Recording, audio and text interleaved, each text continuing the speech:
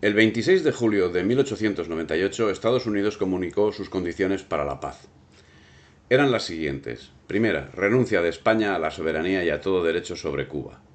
2. Entrega a Estados Unidos de Puerto Rico y cualquier otra posesión en el Caribe como indemnización de guerra. 3.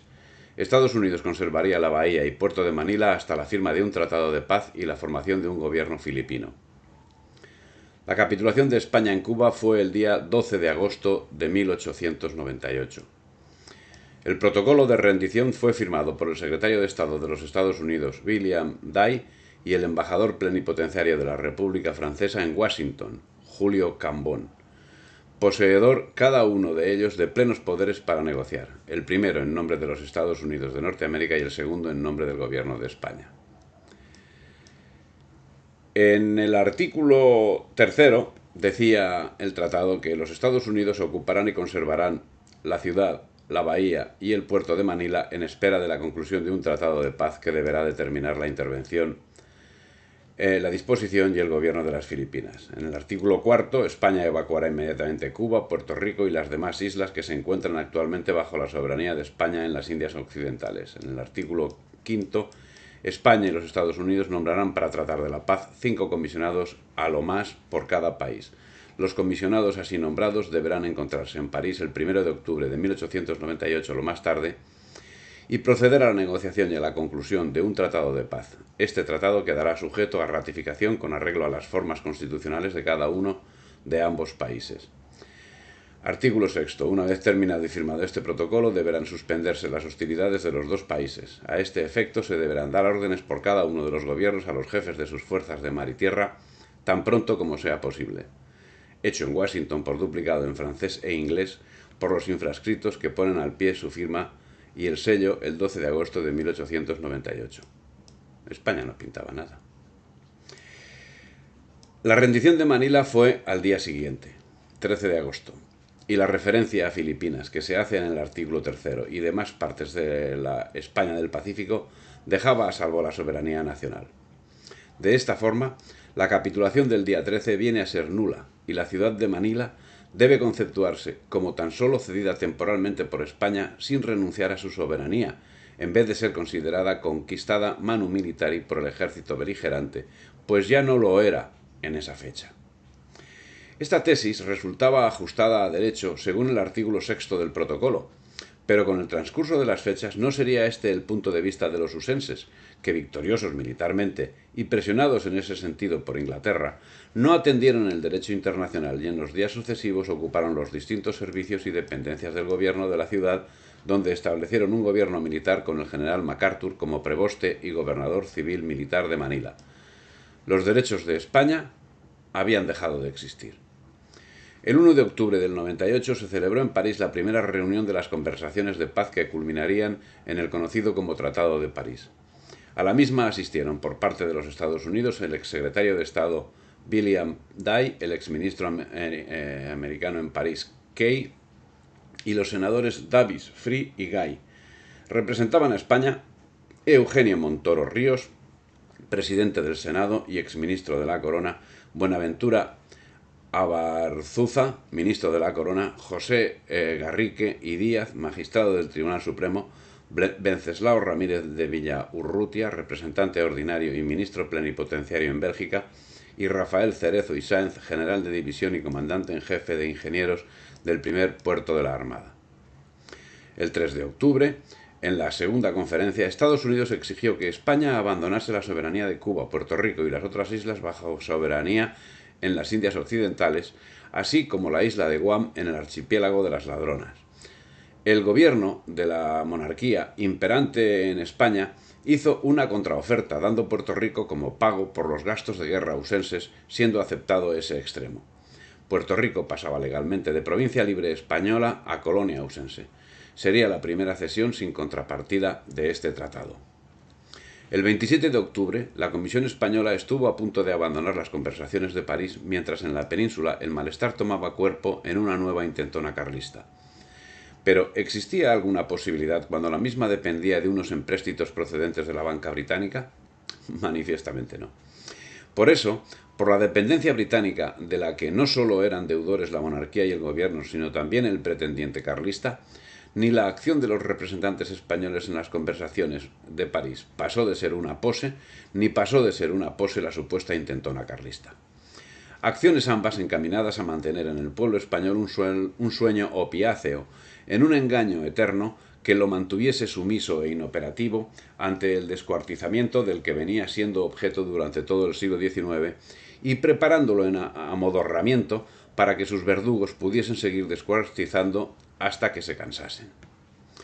En medio de esta tragicomedia letal, que ya duraba un siglo, pronto llegarían a otro acuerdo. España cedía a los Estados Unidos el archipiélago conocido por las Islas Filipinas. Como contrapartida, Estados Unidos daba a España 20 millones de dólares. Esta era una cuestión novedosa que ni España ni los Estados Unidos se habían planteado.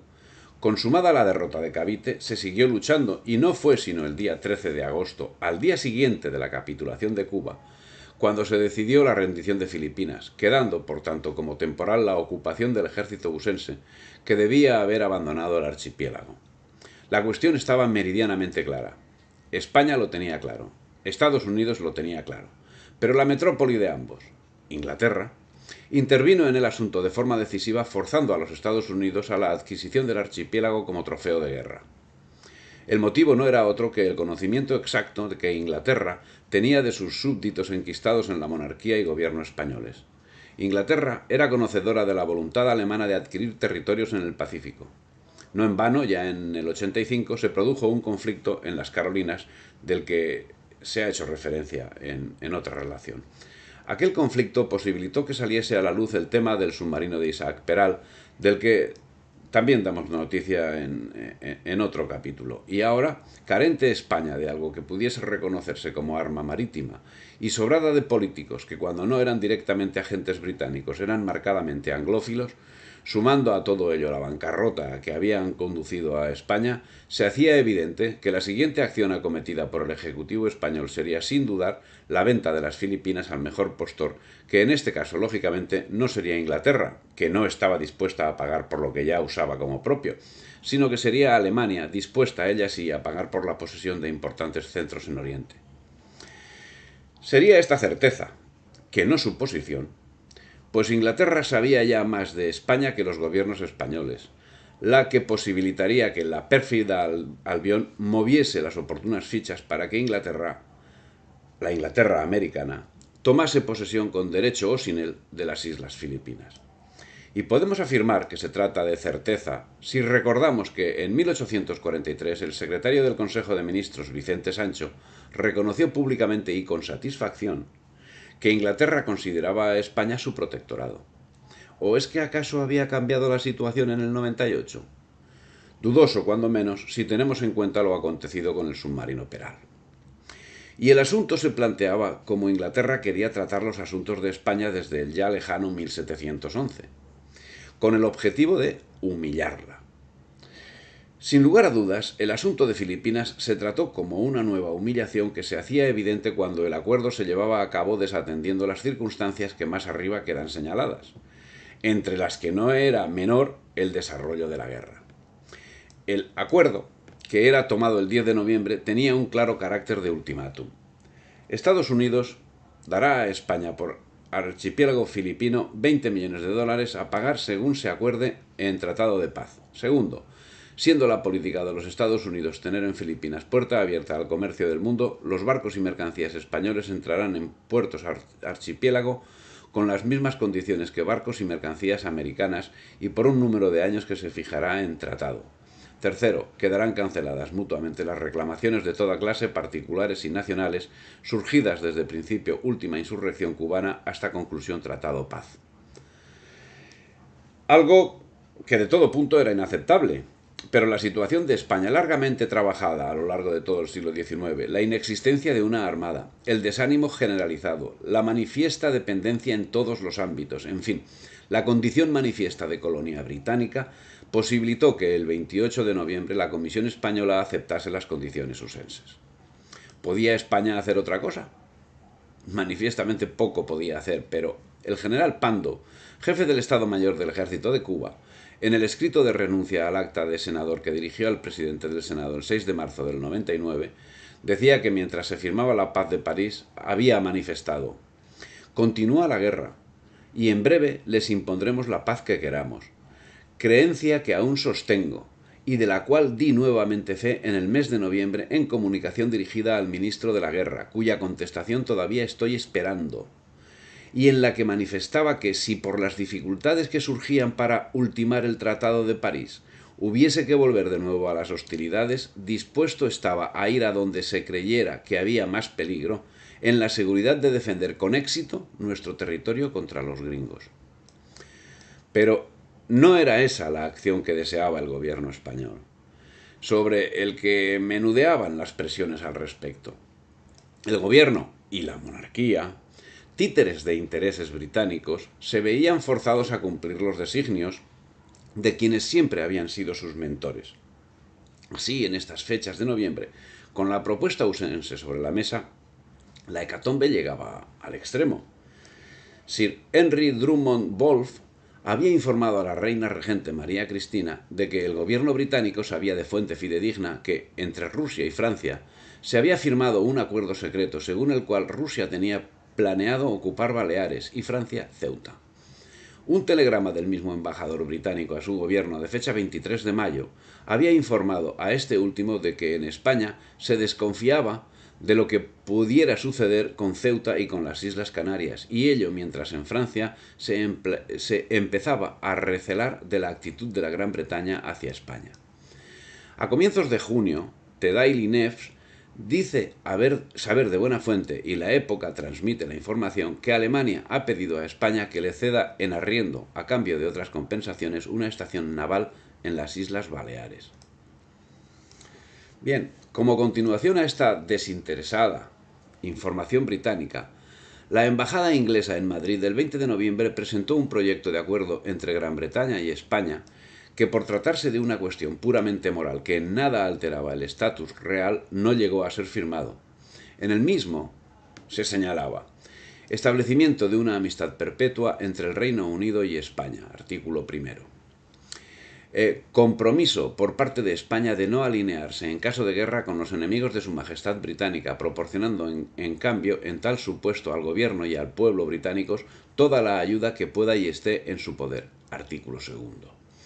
Compromiso por parte de España de permitir en caso de guerra que el gobierno británico aliste a sus expensas súbditos españoles para servir como soldados en el ejército británico, artículo cuarto. En relación con la seguridad de Gibraltar, compromiso por parte del gobierno español de defender Gibraltar contra todo ataque de tierra, de no construir ni permitir que se construyan fortificaciones o baterías en un radio de 7 millas geográficas a partir del Castillo Moro de Gibraltar, artículo tercero. Compromiso por parte de Gran Bretaña de prestar asistencia en tiempos de guerra al gobierno español sobre la base de dos supuestos concretos. A. Impedir que fuerzas enemigas desembarquen en la bahía de Algeciras o en la costa dentro del alcance de un tiro del cañón de Gibraltar, tal como se ha definido en el artículo 3. B. Se compromete a defender en nombre de España las Islas Baleares y las Canarias, artículo 5. Era todo una maniobra británica para forzar la firma de la propuesta. Sea como fuere, finalmente, el 10 de diciembre del 98 se firmó la paz en París. En ella se reconocía la independencia de Cuba y obligaba a España a ceder a Estados Unidos las Islas Filipinas, la isla de Guam y Puerto Rico. En resumen del Tratado de París, España era mutilada de los siguientes territorios: Cuba, con 118.883 kilómetros cuadrados y 1.631.690 habitantes; Puerto Rico, con 9.315 kilómetros cuadrados y 798.570 habitantes; y Filipinas, con 296.182 kilómetros cuadrados y 7.832.719 habitantes. Al gobierno solo le quedaba utilizar un lenguaje que al menos intentase satisfacer dialécticamente el sentimiento patriótico de los españoles, ya convencidos de la propia inutilidad en todos los ámbitos. En un alarde teatral hicieron un comunicado público diciendo: el gobierno de Su Majestad, promovido por altas razones de patriotismo y humanidad, no ha de incurrir en la responsabilidad de desatar de nuevo sobre España todos los horrores de la guerra. Para evitarlos, se resigna al doloroso trance de someter a la ley del vencedor, por dura que ésta sea, y como carece España de medios materiales para defender el derecho que cree que le asiste, una vez ya consignado, acepta las únicas condiciones que los Estados Unidos ofrecen para la conclusión del Tratado de Paz. Pero no acabaría ahí la acción del gobierno de España. Desde el mismo momento de la firma del Tratado de París, comenzó a desmantelarse lo poco que había en las Marianas, no sin abandonar de forma miserable a los voluntarios filipinos que las defendían. Y es que, antes de la firma del Tratado de París, el gobierno español había pactado la venta de la Micronesia española a Alemania. Así, el 10 de septiembre del 98 se procedía a la firma de un acuerdo secreto entre el embajador de Alemania, Radowitz, y el ministro de Estado español, Almodóvar del Río, en el que España vendía a Alemania las islas Cusaye, Ponape y Yap, acuerdo que debía supeditarse a los resultados de la Conferencia de París. El gobierno español, que en su momento no supo guardar el secreto del submarino, sí supo guardar el secreto de la venta de las Marianas en esos momentos. Un acto que, para mayor escarnio, contravenía la ley española, que en el título primero del libro tercero de la Recopilación de las Indias, confirmando las leyes de 14 de septiembre de 1519, y que, por supuesto, no había sido derogado, dice que los territorios de ultramar siempre estarán y permanecerán unidas a nuestra real corona. Prometemos y damos nuestra fe y palabra real por nos y los reyes nuestros sucesores, de que para siempre jamás no serán enajenadas ni apartadas en todo o en parte, ni sus ciudades, ni poblaciones por ninguna causa o razón o en favor de ninguna persona. Y si nos o nuestros sucesores hiciéramos alguna donación o enajenación contra lo susodicho, sea nula, y por tal la declaramos. Fuera del Tratado de París quedaron las islas de Sibutú y Cagayán de Jolo, las Marianas, excepto Guam, Palaos y las Carolinas. Con Sibutú y Cagayán de Jolo surgió un conflicto el 6 de febrero de 1900, cuando España protestó porque los Estados Unidos habían tomado posesión de las mismas. El 19 de abril, los Estados Unidos respondían a la reclamación española diciendo que los Estados Unidos pueden, si así lo determinan, conservar el dominio de las islas de Sibutú y Cagayán porque en sus manos tienen la fuerza para hacerlo. El asunto se resolvió de forma mercantilista. España vendió a los Estados Unidos Sibutú y Cagayán de Jolo el 7 de noviembre de 1900. Una actuación que puede ser entendida como incomprensible y de falta de visión si se supone la buena fe de los gobernantes españoles. La falta de visión política de nuestros hombres de Estado ochocentistas, que ni siquiera atisbaron que el futuro de la humanidad se iba a cimentar en gran parte en los acontecimientos que se estaban produciendo en los mares de China, dio lugar a la indefensión y desaprovechamiento por parte de España de unos recursos de primera magnitud dentro de una coyuntura internacional francamente favorable. Pero son demasiados los errores, demasiadas las omisiones, demasiadas las acciones estúpidas llevadas a cabo por los gobernantes españoles desde al menos 1808 hasta hoy mismo, para no entender que las mismas han sido premeditadas, calculadas y llevadas a efecto para culminar el plan británico de 1711 para humillar a España. La situación de España no era peor que ahora mismo, y la posibilidad de que la descomposición total se acelerase de forma inmediata se entreveía como inminente. Por ello, la prensa, cuyo protagonismo había sido incuestionable tanto en la gestión del conflicto como en su desarrollo, no dudaba en reconocer en España los signos de la muerte nacional. Dotada de un sistema político corrupto y de un ejército ineficaz, y presumía una gran crisis que acarrearía la desaparición de España como nación. Todos los objetivos británicos marcados en 1711 habrían sido cumplidos en esos momentos. Pero el daño infligido durante un siglo era todavía mayor. Si las predicciones se hubiesen cumplido, tal vez hubiesen marcado el renacer nacional. Sin embargo, la derrota fue asumida como el moribundo asume la amputación de sus miembros. No había agonía en el momento, y no habrá agonía en el futuro. Porque la agonía significa lucha por seguir viviendo. En su lugar, resignación y olvido de lo que es España. y sumisión incondicional a los designios del enemigo, sumisión en lo político, sumisión en lo económico, sumisión en lo cultural y asunción como propios de los antivalores que siempre fueron combatidos por España. Las repercusiones de tan humillante derrota, gestada en el mismo seno de los gobiernos anglófilos que desde 1808 vienen rigiendo los destinos de España, fueron menores de lo que habían previsto merced a esa sumisión.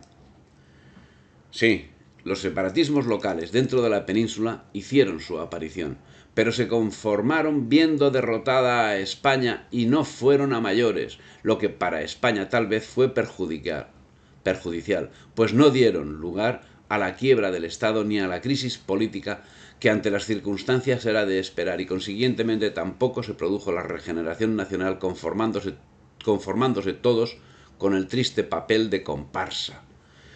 Era evidente que los políticos y los periodistas no habían sabido cumplir debidamente las instrucciones, pero contaban con la confianza de sus mentores, por lo que la Restauración siguió en su lugar, cumpliendo las nuevas instrucciones que recibía para gobernar a la espera de nuevos acontecimientos que le serían debidamente marcados.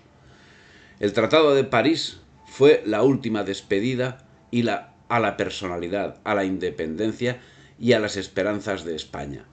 Al respecto, fue justamente un firmante de ese tratado de expolio, Montero Ríos, quien calificó de despojo lo acontecido. De despojo, algo que, si bien es cierto, también es secundario, siendo lo prioritario que en el mismo se dio cuerpo de ley a una nueva mutilación de España. Mutilación que ni fue la primera ni será la última. Pero Montero, obviando los intereses nacionales, hacía mención al evidente expolio económico que la mutilación de la patria comportaba. No obstante, junto a la mención del expolio económico que representaba la denegación de reembolso de los depósitos, señala Montero Ríos otro aspecto que hoy empieza a tomar cuerpo en el reclamo de muchos cubanos y puertorriqueños hacen de su nacionalidad española y que forzosamente enlaza con los momentos álgidos del expolio y con el proceder usense.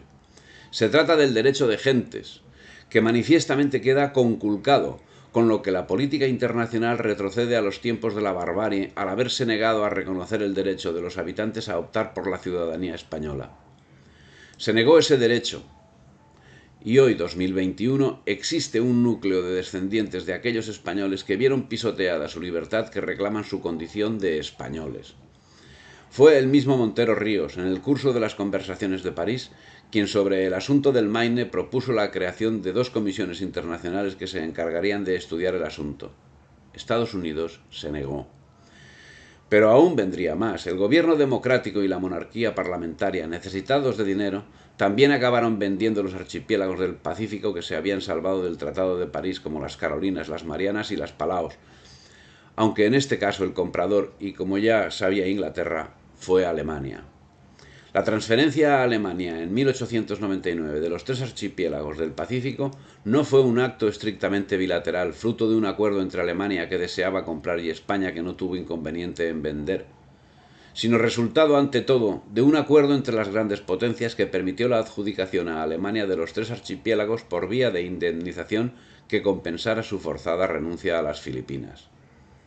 España, que durante un siglo ya venía siendo comparsa de las voluntades británicas, ahora nuevamente mutilada en su ser, pasaba a ser nada. El 12 de febrero de 1899, 2 meses largos tras el Tratado de París, el gobierno Silvela hizo oficiales los acuerdos secretos de 10 de diciembre anterior entre España y Alemania, por el que se vendían a esta las Carolinas, las Marianas y Palaos por 25 millones de pesetas. El 30 de junio del 99 se firmaba el tratado de venta. El periódico que más información contenía era La Época, refiriéndose al conjunto de los 2 archipiélagos, aseveraba: el señor Sagasta ha rectificado la noticia, recordando que para la enajenación de territorios se necesita autorización de las Cortes. Es indudable, en efecto, la necesidad de una ley, pero haya o no negociaciones, creemos que la conservación por España de las Carolinas y Marianas no ofrece utilidad para nosotros después de perdidas las Filipinas, siendo dudoso que los beneficios comerciales o de orden internacional compensaran el gasto de sostenimiento de las guarniciones en dichas islas, en región tan remota y que no tenemos ya el porvenir colonial que podía ofrecernos el archipiélago de Legazpi. No ofrece utilidad para nosotros. Algo que, además de ser falso, es contrario al espíritu tradicional español. También a Felipe II le indicaron que el mantenimiento de asentamientos en Filipinas era lesivo para la economía, a lo que respondió que hay aspectos más importantes que la economía. Efectivamente eran otros tiempos. Todos los efectos se vendieron en pública subasta. Y para mayor escarnio, la ceremonia de entrega se celebró en una fecha señera, el 12 de octubre de 1899. ¿Casualidad? ¿Imprevisión de los agentes británicos gobernadores de España? Entre tanto trapicheo, llama la atención el descontrol de los mercachifles, que en su deseo de deshacer no cayeron en la cuenta de la existencia de otras islas, también de soberanía española, que quedaron fuera de todos los acuerdos. En 1949, Emilio de Pastor y Santos, del Centro Superior de Investigaciones Científicas, descubrió que en el Tratado Hispano-Alemán del 99 no se hizo enajenación de determinados grupos de islas que continuaban perteneciendo de jure y de facto a la soberanía española, y acuñó para ellas la denominación de provincia oceánica española. Denunciado ante el Consejo de Ministros el 12 de enero de 1949, el gobierno declaró reconocer que los derechos sobre esos territorios subsistían plenamente, pero resolvió no actuar debido a la situación de aislamiento del régimen. La soberanía de los territorios españoles en Oceanía no consta como legalmente alterada ni extinguida hasta que el 14 de noviembre de 2012 Augusto Prieto Fernández, amparándose en el abandono de que fueron objeto, declaró la independencia respecto de España del estado de Oceana, comunicándola en forma oficial al presidente del gobierno de España y asumiendo la jefatura del estado con el título de Dux. Último capítulo hasta el momento de la destrucción de España, y actuación digna la de Augusto Prieto, que no tuvo mayor relevancia pública en España. La verdad de todo es señalada por el senador usense Henry Lodge, miembro de la Comisión de Negocios Extranjeros del Senado Federal y uno de los que más influyó para que se verificara la guerra de 1898, quien escribió: por espacio de 300 años se ha estado presenciando en el mundo el conflicto, que no admite composición, entre la gente que habla inglés por un lado y los franceses y los españoles por el otro con respecto a la dominación de América. Francia cayó por tierra en 1760 y ahora, en 1898, desapareció por completo el vestigio que quedaba del poder español en el Nuevo Mundo. La gente que habla inglés posee ya por lo menos la mitad de la América y ha cerrado la otra mitad y las grandes islas del mar de las Antillas a toda otra dominación. Tal fue, y no otro, el objeto inmediato y el propósito real de la guerra, emprendida y acabada en obediencia al antagonismo fatal de que nadie es responsable y que por espacio de varios siglos se ha acentuado cada vez más entre razas, instituciones y creencias intrínseca y esencialmente contrapuestas. Cualquier observador imparcial puede dar fe de estas palabras. Hoy más que nunca, la dominación británica es evidente en los usos, en las formas, en el desprecio por la persona, en el enaltecimiento de los vicios y en la burla de las virtudes. Hoy la gente se siente feliz siendo esclava de aquellos a quienes por las armas siempre combatió con más fortuna que derrotas, y que ahora, tras 2 siglos de exitosa actividad subrepticia, nos tienen sometidos a su estricta voluntad con la colaboración necesaria de una clase política, descendiente directa de aquellos nobles de salón que en los tiempos de gloria de España hubieron de someterse ante la grandeza que no se atrevieron a combatir como hombres y finalmente supieron derrumbar como agentes extranjeros. Como conclusiones a todo el desastre del 98, hay que señalar que en 1833 escribía el general Miguel Tacón sobre Cuba: un justo temor arredra a los vecinos honrados que, lejos de perseguir a los criminales o declarar contra ellos, solo cuidan de cerrar sus puertas en cualquier accidente. Niegan haber presenciado cosa alguna o conocer a los reos, por la experiencia de que lo contrario les envolvería en interminables procesos con ruina de sus intereses y de sus personas. Una apreciación digna de ser tenida en cuenta, a pesar de provenir de una persona que se llevaba de los esclavistas una comisión de 100.000 pesos por año. Pero esa acción económica, ¿era acaso en estos momentos en que la corrupción anegaba todos los ámbitos de la administración una acción punible? ¿Era una acción aislada en Cuba? Tristemente parece que no era así, pues la casi totalidad de los capitanes generales que durante el siglo XIX tuvieron mando en Cuba no supieron resistirse a las fáciles ganancias procedentes del tráfico de esclavos.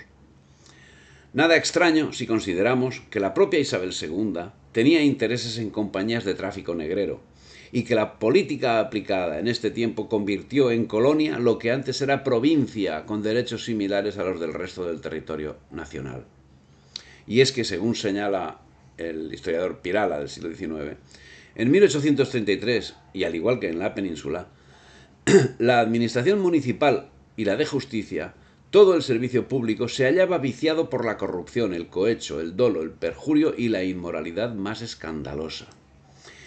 Y la situación de 1833, con todos los acontecimientos posteriores, se mantendría 50 y 60 años después como un nuevo poder que, más que unido al poder ejecutivo, al legislativo y al judicial, servía como argamasa del sistema liberal imperante. Así queda manifiesto en la información practicada en virtud de la Real Orden de 5 de diciembre del 83, tomo primero, página 52, donde se señalaba la realidad del momento. Y decía: la situación actual del obrero es mucho peor que era antes, porque la gran industria ejerce la explotación más en grande y con mayor impunidad, ya sea porque las leyes no se cumplen o ya porque los industriales tienen el instinto de explorar todo lo más que pueden al obrero. La degeneración se hacía palpable en todos los ámbitos: social, familiar, laboral, alimenticia, moral, política, clerical, higiénica, literaria. Y es que la labor llevada a cabo durante décadas estaba obteniendo sus frutos. La desespañolización de España se estaba llevando a cabo con rotundo éxito, con el añadido de que los degenerados se mostraban orgullosos de su degeneración. Solo algunos se daban cuenta de esta realidad y, como la voz que clama en el desierto, la proclamaban sin mucho éxito. Uno de ellos era Damián Isern, que hacía una disección de la triste situación moral de la España del momento. Decía: se sabe, por enseñanzas de los siglos, que todos los pueblos degenerados sufren fatal e inevitablemente, se llamen fenicios o griegos, cartagineses o romanos, la afrenta de la esclavitud, unas veces por ley y otras de hecho, cuando escapan con vida de los furores de la espada de exterminio, arma favorita de los conquistadores en las edades primeras de los pueblos viriles. Pero Isern, como Unamuno, como Pereda, como la conocida como Generación del 98, predicaba en el desierto. La realidad era otra, la que se venía gestando con el discurso del siglo XIX y cuyos representantes no eran los citados, sino los esparteros, los odones, los mendizábales, los isabeles II, los liberales, los conservadores, los republicanos, los federalistas y hasta los propios carlistas, que habiendo asumido la bandera de la regeneración no supieron acabar con el régimen tiránico que estaba esclavizando España y desaprovecharon la única oportunidad que para ellos se había presentado el 12 de septiembre de 1837, cuando las componendas entre el pretendiente y la reina regente dejaron a las tropas carlistas sin tomar Madrid, lo que ocasionó su dislocación y posterior derrota. Con esta acción quedó vendida España, al menos para los 2 siglos siguientes. Y es justo en ese periodo cuando el Estatuto Real de 1834 y luego la Constitución del 37 y sucesivas se cercenaron los derechos de la España ultramarina, ordenando que la misma fuese regida por leyes especiales que, para mayor injuria, nunca llegaron a proclamarse. Esa nueva legislación, que ya había empezado a pergeñarse durante el reinado de Fernando VII, significó que España tuviese lo que nunca había tenido: colonias, y todo privado de los derechos históricos a unas provincias que siempre habían sido parte integrante de la patria. Y al amparo de esa nueva legislación se llevaron a efecto las mayores tropelías. Se estaba creando el caldo de cultivo que daría lugar al movimiento separatista. Tan es así que entre 1834 y 1838 Tacón implantó su particular oligarquía, convirtiéndose por su propio dictado en el único y último referente. En lo político, elaboró un sistema institucional que subordinaba a los organismos del Estado, tanto administrativos como de Hacienda o de Defensa, a su personal decisión, posibilitando que los traficantes de esclavos se convirtiesen en el eje central de su administración, en lo que acabó conociéndose como la camarilla, cuyo principal representante sería el armador Joaquín Gómez, en connivencia con otros como Julián Zulueta, el conde de Cañongo, Rafael Torices, José Antonio Suárez Argudín y Sabino Ojero, entre otros. Y de la trama, como ya ha quedado señalado, no andaba lejos la Casa Real. Años después, Isabel II tendría grandes intereses en el tráfico de esclavos. No cabe duda que, aunque no señalado directamente, también la actitud del general Tacón tuvo parte importante en la disección que hacía Damián Nisser hacia 1899 de la realidad española. Pero es que el general Tacón, como Cánovas, como Sagasta, como la Regente, no eran más que granos de arena en la hecatombe general. Era, y desde entonces es, la sociedad española en pleno.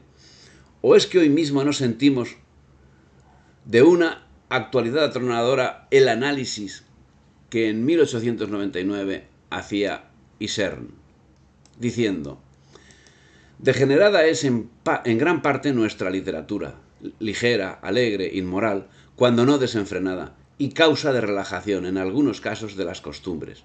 Degenerada nuestra ciencia, superficial y falta de originalidad casi siempre. Degenerada nuestra fuerza militar, que antes prefería honra a recompensas y hoy prefiere las recompensas al honor de las armas. Degeneradas aquellas ciudades en las cuales reviven por modo especial los vicios de la decadencia de Grecia y de Roma, y en especial el estetismo. Degenerada una parte de nuestro clero, que no está a la altura de otros siglos en virtudes y ciencia. Degenerada en algunos establecimientos la enseñanza, reducida a un mercantilismo sin frenos, cuando no a un favoritismo sin conciencia. Y hacía hincapié en la degeneración del ejército, que tan necesario era en aquellos justos momentos y que merced a esa degeneración se veía reducido a la mínima expresión en lo tocante a efectividad. Durante décadas, el amiguismo, los intereses más oscuros, habían hecho medrar a incompetentes y a agentes extranjeros, multiplicando el número de jefes de forma más teatral que efectiva, que para mayor escarnio se llevaban la parte del león de los presupuestos militares, en detrimento de la formación y del material necesario para el cumplimiento de la función militar. Por sacrificar el derecho al hecho, aumentó a deshora el número de generales, jefes y oficiales, en términos de haberse dado casos en que existía un jefe para cada 5 soldados. Se ha acrecentado hasta límites escandalosos el número de los empleados civiles. Se han sobrepuesto a la ley, a la razón y a la justicia políticos y caciques, y en ocasiones como instrumentos de estos, los tribunales. Se han concedido títulos por los centros docentes al favor más que al saber. Han crecido como la espuma del mar en días de tempestad los desórdenes y los despilfarros de la administración, y se ha desfigurado la realidad en censos y catastros en términos de desconocerse cuál sea la verdadera población de España, superior en mucho a la oficialmente confesada, y cuál su riqueza doble, a lo menos, de la que tributa. Ese extremo también lo denunciaba Isern. Y no se trataba solo del aumento incontrolado de mandos militares que acababan sin tener destino, dada su absoluta inoperatividad de su número, por no hablar de su incompetencia, sino que esas mismas medidas se llevaban a efecto con los cargos públicos, que, como en el caso de los militares, estaban conferidos casi siempre con arreglo al criterio y al interés del partido, y nunca, o casi nunca, con arreglo al criterio y al interés de la patria. Los familiares de los ministros, con poca ropa blanca y muchas deudas negras. Los parientes de todo género de hombres públicos de supremas categorías, de quienes no se podía hacer carrera, como vulgarmente se dice en la península. En algún caso, militares de alta graduación que habían destrozado su fortuna en el juego y otros vicios, eran enviados a regenerar nuestras provincias ultramarinas donde solían hacer alarde de todo lo malo que en ellos había y de algo peor que allí en ellos se despertaba: el sempiterno Isern. No es así de extrañar la general decadencia de España. La estabilidad en los cargos era perentoria, y el ansia de enriquecerse a toda costa equiparable a la incompetencia perpetua de los que la desempeñaban. Cada cambio político, cada cambio de gobierno, cada modificación en los ministerios comportaba una renovación del personal que inexorablemente accedía al cargo otorgado merced a las recomendaciones. Y como compensación a todas estas actividades, los investigadores, los buenos trabajadores, los aplicados, son tan poco considerados por ciertas gentes y gozan de tan escaso prestigio que se les suelen dar apodos para ponerlos mejor en ridículo, cuando no se afirma en privado y en público que son verdaderos perturbados. ¿Se quiere prueba más palmaria y evidente de los peligros de ruina y muerte que amenazan a nuestra sociedad civil? No estamos hablando de ahora, lo decía el historiador Isern en el siglo XIX. Solo era tenido en cuenta el utilitarismo y el positivismo, que, como el mismo Isern señalase, se identifican en la depresión del orden moral, toda vez que el primero antepone el bien útil al honesto y el segundo prescinde, cuando no lo niega, del orden sobrenatural. En contra de este orden sobrenatural y en base al utilitarismo, se hicieron grandes fortunas bañadas en las miserias a que fueron sometidos los miles de reclutas, que con la doble intención de justificarse ante el pueblo español y de alejar de la península a quienes, a pesar de la degeneración señalada, estaban dispuestos a iniciar un movimiento popular para acabar con el estado de cosas a que se veía sometida España, fueron enviados a Cuba en condiciones de salubridad que garantizaban la eliminación física de un alto porcentaje de los mismos. Esas miserias de miles de soldados fueron el caldo de cultivo que posibilitó a algunos amasar enormes fortunas. Los grandes banqueros, que cuando se acercaba la guerra con los Estados Unidos y al estallar compraban a bajo precio 100 millones de francos y libras esterlinas en París, Londres y aún en Madrid, procurando luego por todos los medios la subida rapidísima de los cambios, incluso sirviéndose de su legítima influencia en el Banco de España.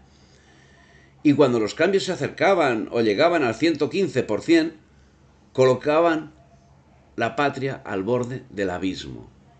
Vendían al Estado, agobiado por supremas angustias, su mercancía, obteniendo ganancias tan considerables que personas competentísimas pudieron calcularlas en 96 millones de pesetas en aquellos momentos. Hechos concretos de un momento concreto, pero hechos que, como venimos señalando a lo largo de todo el trabajo sobre las guerras separatistas de Cuba y de Filipinas, se vienen gestando a lo largo de todo el siglo XIX, en el que ningún político, ningún estadista, ningún rey o regente de los que vivieron en España y tuvieron especial significación, salvaremos de la quema a Zumalacárregui y tal vez a Cabrera, aunque también está enterrado en Inglaterra, pero la salvaremos también de la quema, y poco más. Nadie más tenía derecho a llamarse español. Y soy consciente que alguien se alarmará por el hecho de librar de la quema a Cabrera, como he señalado, ya que acabó abducido por Inglaterra. Pero después de la genial lucha que protagonizó, después de los fracasados intentos por asesinarlo, fue la única salida que se le dio. Y es que la corrupción, la pérdida de dignidad, la pérdida de todos los grandes valores que en su día posibilitaron la grandeza de España, habían sido laminados por el liberalismo a lo largo de todo el siglo XIX.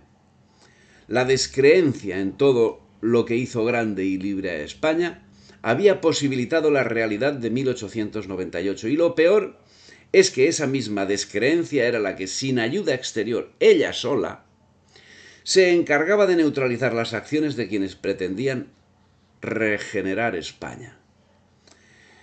En el fondo del desquiciamiento social se advierten los gérmenes destructores, según bien claro se ha visto. El egoísmo utilitario que se manifiesta ora en el individuo, ora en la familia, ora en la clase, y el sensualismo, hijo del escepticismo, producido por un siglo de propagandas demoledoras. Ha de añadirse ahora que, en efecto, el egoísmo utilitario y el sensualismo caracterizan la decadencia y degeneración de todos los pueblos, el sempiterno Isern. Evidentemente, todo este cúmulo de insensateces, de corrupciones, de medros, de traiciones, que caracterizan la totalidad del siglo XIX, tenía un costo económico de una enorme importancia. Todo lo pagaba el pueblo español. Por ejemplo, los costos de la Primera Guerra Carlista fueron pagados por la desamortización de Mendizábal, que además de significar un expolio sin precedentes, sirvió para que los amigos y los amigos de los amigos se hiciesen con fabulosos patrimonios, pagando unos ridículos precios y en unas condiciones tan ventajosas que cualquiera que tuviese los contactos necesarios pudo hacerse con ellos sin abonar prácticamente nada.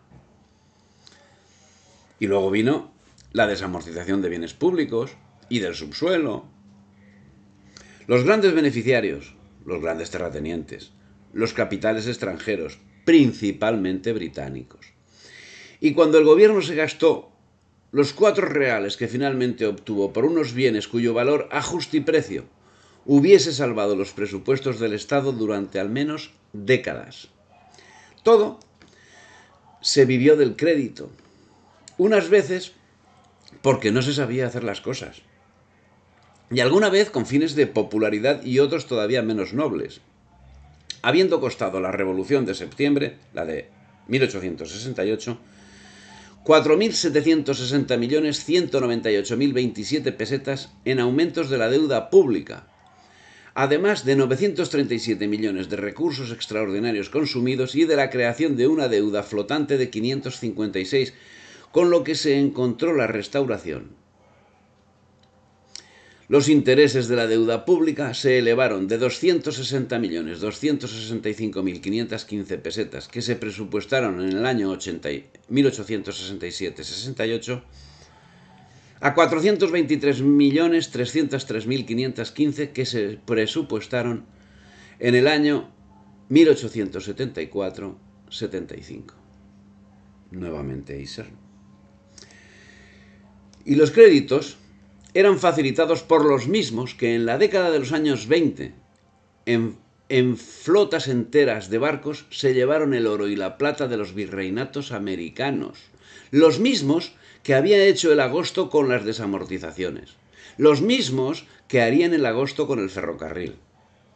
¿Y de quién hablamos? De Inglaterra. Inglaterra, con todos los recursos que había sacado de España, hacía préstamos usurarios a España y a los países que había creado en América a costa de los virreinatos. ¿Y cómo era posible que eso sucediese? La respuesta la venimos señalando, y nuevamente por boca de Damián Isern. La corrupción ha invadido el cuerpo social de España en forma tal que su curación es sobradamente difícil, porque como se ve, la corrupción no está solo en los elementos constitutivos del Estado, sino en las clases sociales todas. Y la corrupción se mide en cifras. Después de la desamortización de Mendizábal del 44, la deuda del Estado ascendía a 1.000 millones de pesetas. Solo era el principio. Porque a finales de 1850 la deuda en circulación se elevaba a 3.611.014.476 pesetas y 20 años después a 6.773.286.315. Y en el 1876, después de liquidados los presupuestos de la Revolución, a 12.129.969.262 pesetas. Se multiplicaban y se multiplicaban y se han seguido multiplicando. Por intereses de la deuda se han pagado de 1845 a 1897 más de 9.000 millones de pesetas.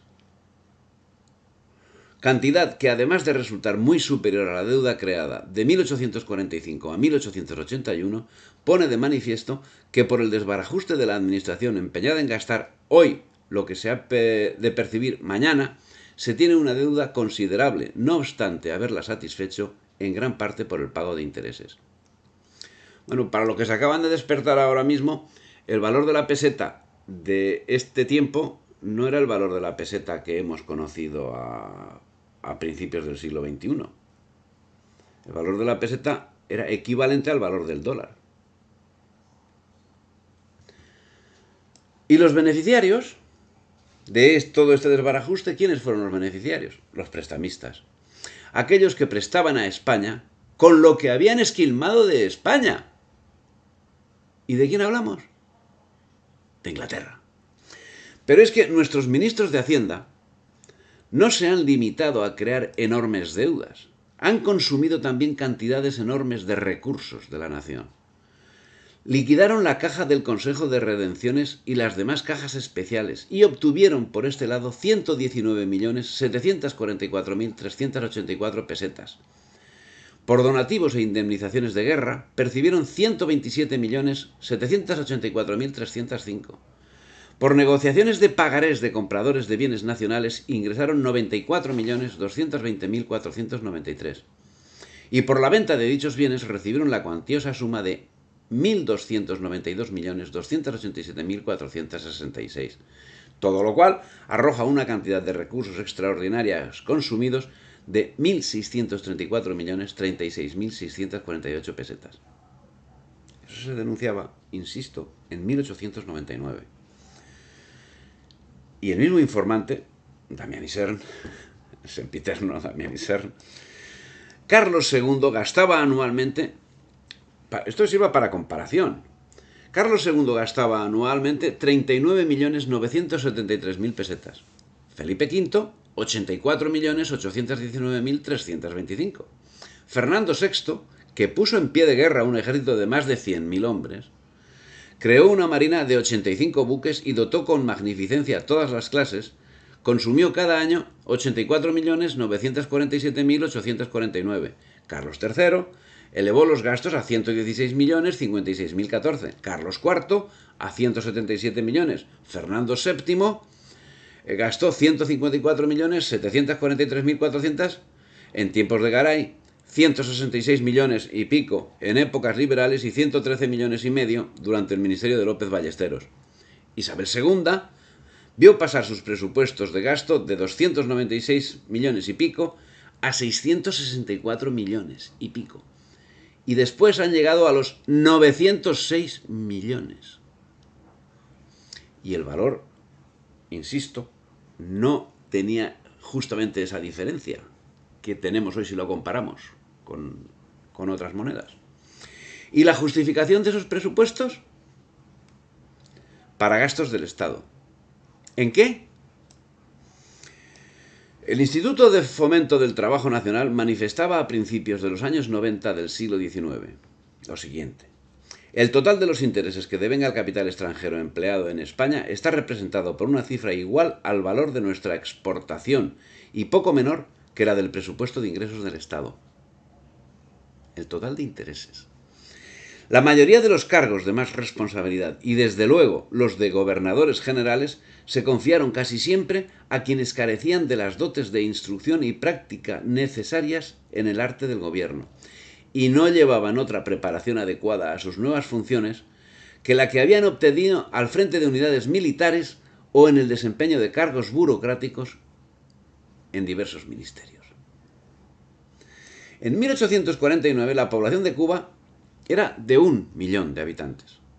En ese tiempo, en Cuba se había desarrollado una poderosa industria azucarera que exportaba fundamentalmente a los mercados norteamericanos y europeos, más fundamentalmente a Norteamérica. Parte de esos industriales, interesados por su mercado, fomentaron el espíritu separatista. El grupo Alfonso Aldana y otros miembros importantes del grupo plantador empezaron a financiar publicaciones en el extranjero y a establecer contactos con los Estados Unidos e Inglaterra.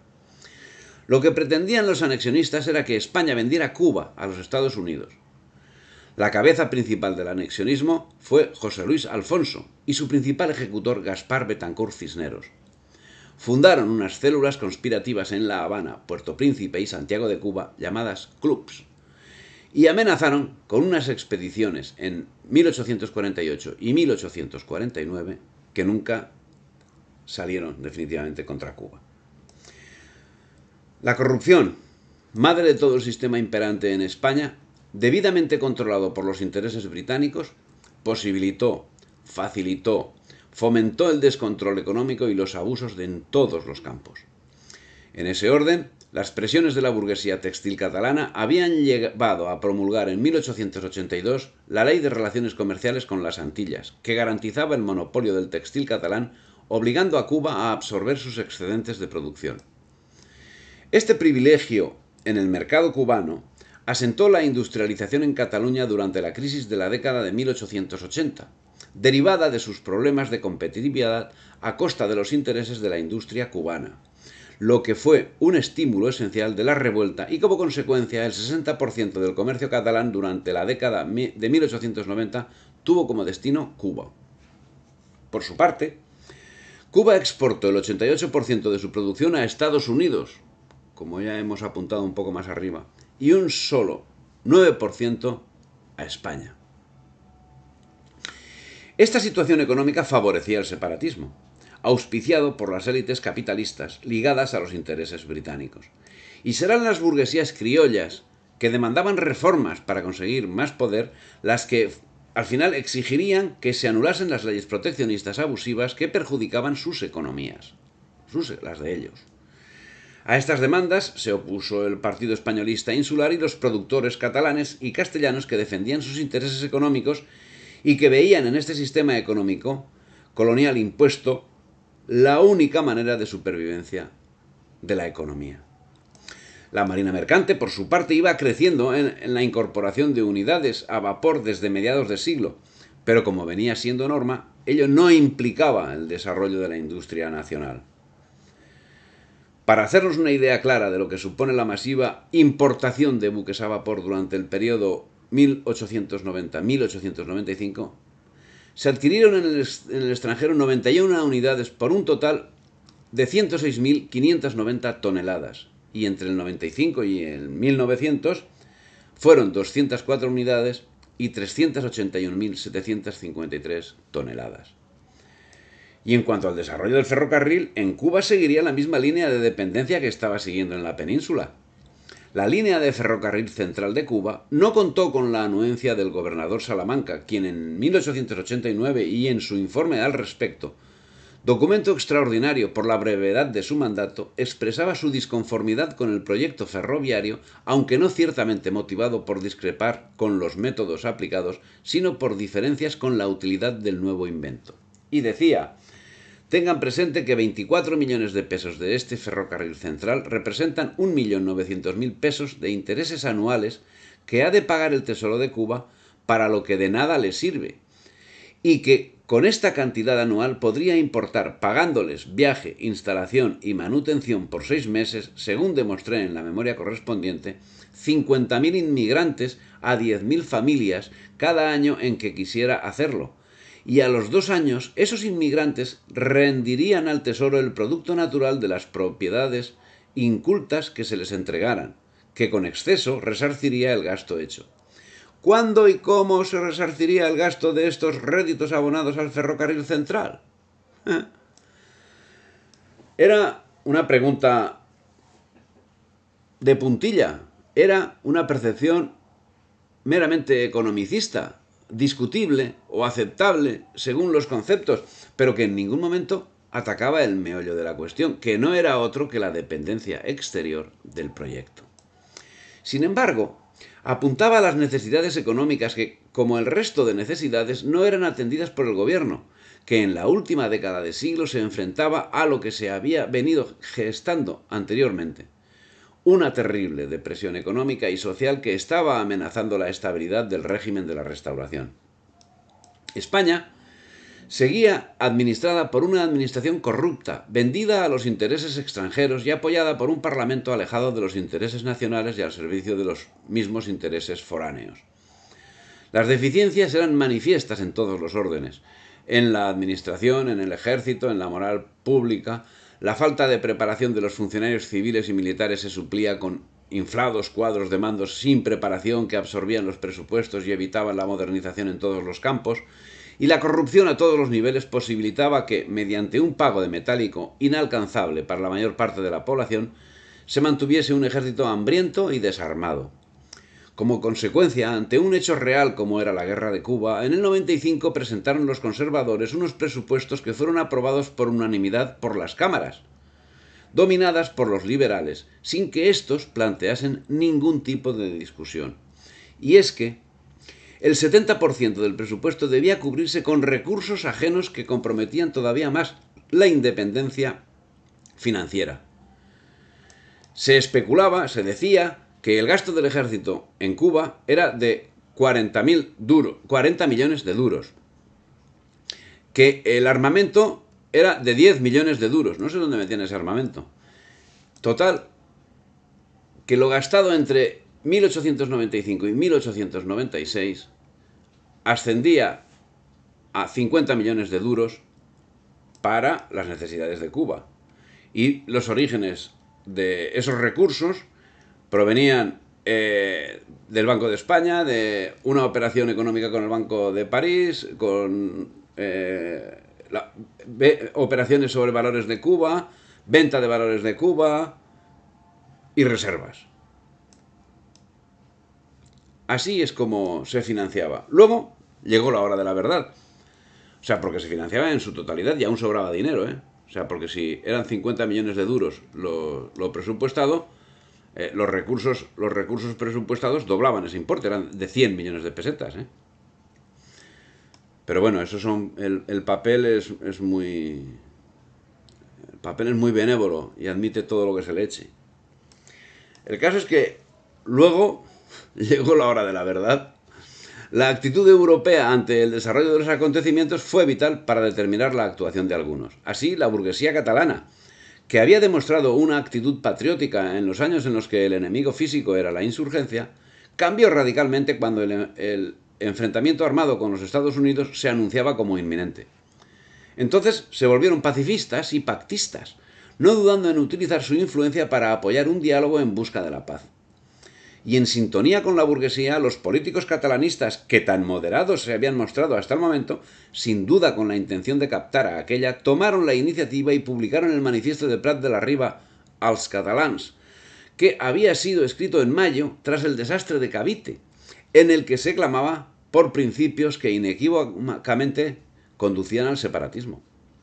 Como resultado final, podemos concluir que 1898 fue un hito en el proceso de la destrucción de España, donde quedó demostrada la efectividad de los proyectos a largo plazo iniciados 2 siglos antes. Un proceso que no ha terminado todavía y al servicio del cual se encuentran los mismos elementos que posibilitaron la debacle a lo largo de todo el siglo XIX. La reversión del proceso, no obstante, es posible. En todo el orbe hispánico hay intelectuales que están dando la batalla por la reconstrucción de la España global. Es menester que esos intelectuales encuentren el apoyo económico, dando por supuesto que el apoyo institucional es imposible, y que creen medios alternativos al sistema británico. En las postrimerías del siglo XIX fue fundamental para la solución final que los gobernantes españoles traicionasen de forma fehaciente la creación del submarino, como fue fundamental que el telégrafo estuviese controlado por los británicos. Hoy, en ese sentido, estamos peor.